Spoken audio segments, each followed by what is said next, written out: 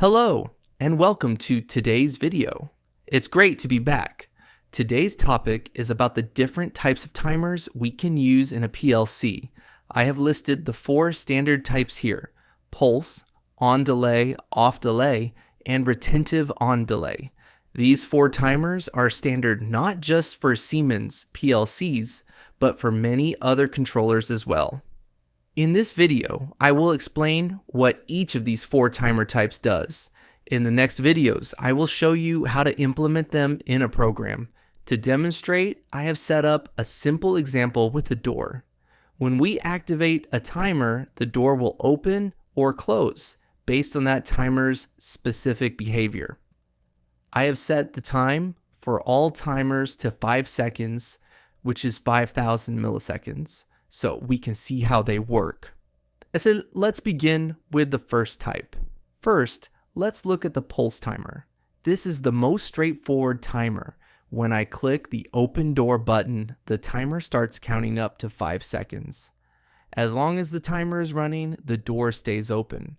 Once the 5 seconds are up, the door closes automatically. Notice that even if I click the button multiple times while the timer is running, it doesn't change anything. The timer reacts only to the first press and completes its full 5-second cycle.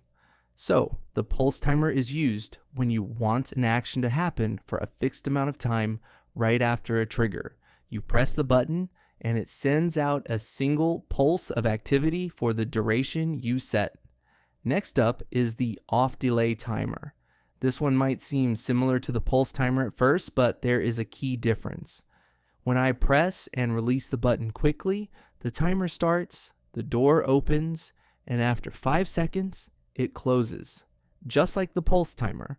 However, the difference becomes clear when I press and hold the button down. As you can see, the door opens and stays open for as long as I hold the button. The 5-second countdown only begins after I release the button. This is why it's called an off-delay timer. It delays turning the output off. As long as the input is active, the output stays on. Once the input turns off, the timer waits for the set duration before turning the output off. Now, let's examine the on-delay timer. As the name suggests, this timer delays turning the output on. Watch what happens when I press and hold the open door button. The door does not open immediately. Instead, the timer starts counting. I have to keep the button pressed for the full 5 seconds.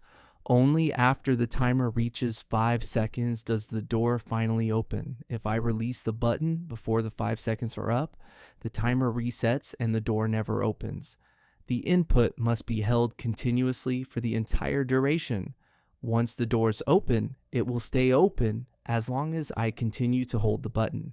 When I release it, the door closes instantly.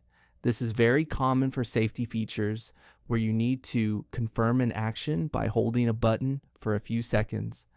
Finally, we have the retentive on-delay timer, which is also known as a time accumulator.